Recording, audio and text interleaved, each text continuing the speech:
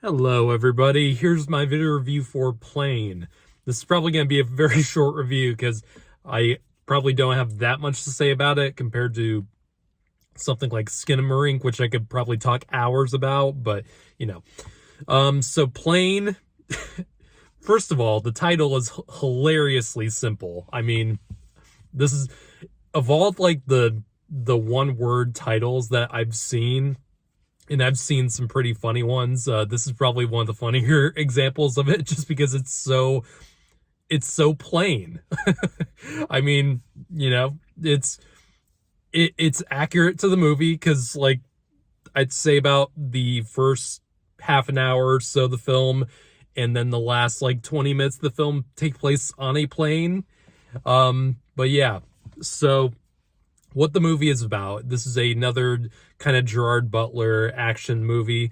Kind of a throwback to like 90s era action films in terms of, the style and some of the like plot conventions to it. But what it follows is that Gerard Butler plays a pilot, a commercial pilot, who is flying from, I think it's Hong Kong, that they fly from in the beginning of the film, and it's New Year's Eve or New Year's Day, and he's flying the passengers to back to where his home country is, and they run into some bad weather, of course, in the dead of night, and the plane gets hit by lightning, and they lose power in the plane, and they have to make an emergency landing in an island in the Philippines, which at first they don't know where they crashed into, but they learn that they are in this very bad and very dangerous island in the Philippines, where there's almost no police or government interference or by the army. And they're basically caught in the middle of this, and they have to find out how to get back home. And of course, one of the selling points is that Mike Colter is who you might remember as Luke Cage in the Netflix Marvel shows. He is a convicted murderer, and they're escorting him on this plane, and so you're not sure entirely what his his goals are, but the Gerard Butler and Mike Colter kind of team up, and they try to get everyone out of there safely. So yeah, that's basically, you've seen a lot of kind of these types of movies with this kind of setup, like not exactly this setup, but you've seen stuff like this a whole lot of times. I mean, the this is just one of the things that this movie reminded me of.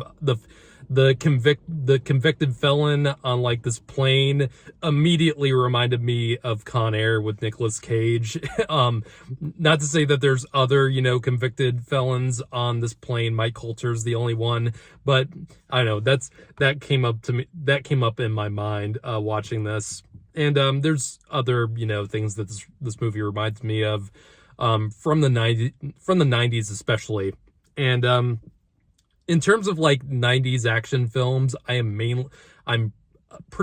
generally a fan of a lot of them. A lot of them do not age well at all, for obvious reasons. And but I do like, movies like Con Air, or, movies like The Rock or Face Off, movies that have that really Americanized and kind of at some points really overblown aesthetic or character stereotypes, but I'm very easily entertained by a lot of that stuff. And this movie doesn't divulge too much into those kinds of tropes. It does still feel like a modern action film, but there is that kind of feel to it, and that I was totally on board with that. I overall thought this movie was a genuinely enjoyable time.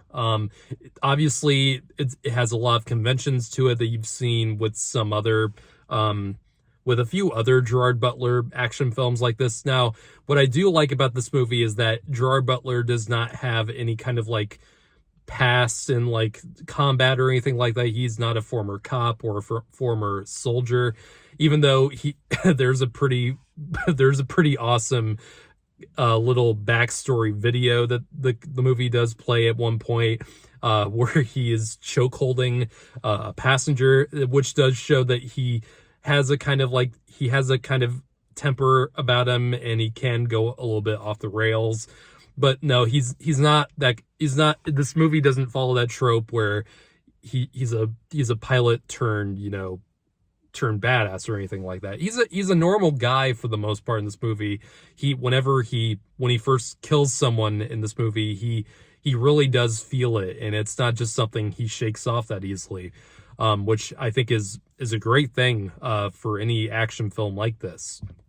Mike Colter, though, is badass in this movie. He has a couple really awesome moments, especially with the hammer, which how can you not see him with that hammer and not think of, John Henry? I don't know if that was absolutely intentional, but I'm pretty sure, if you're aware of what John Henry is, that didn't come up in the filmmakers' minds at any point. But no, the bad guys in the movie are pretty stock, villains who are just, who kill almost any foreigner they see. There's not much to them, but they're not terrible. And some of the supporting characters were a little bit, cookie cutter, and some of the actors were a little bit off to me. And this is obviously, I don't think this is an amazing movie by any means. And it's certainly the title doesn't really do it much service, because it just kind of sells it as a generic action film. Especially when I saw the trailers to it, I just thought this is either going to be decent or absolutely garbage.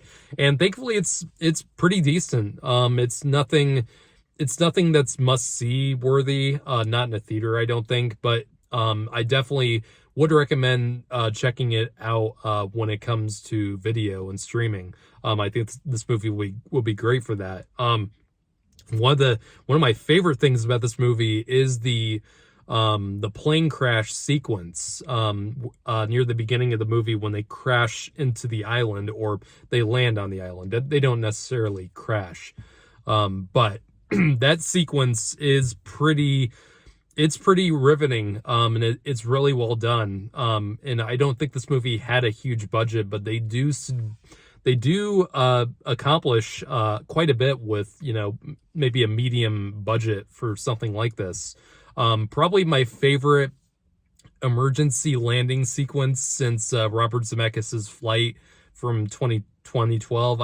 I think that movie has the best. I think that movie has the best plane crash sequence I've ever seen in a movie. But this is a pretty good one.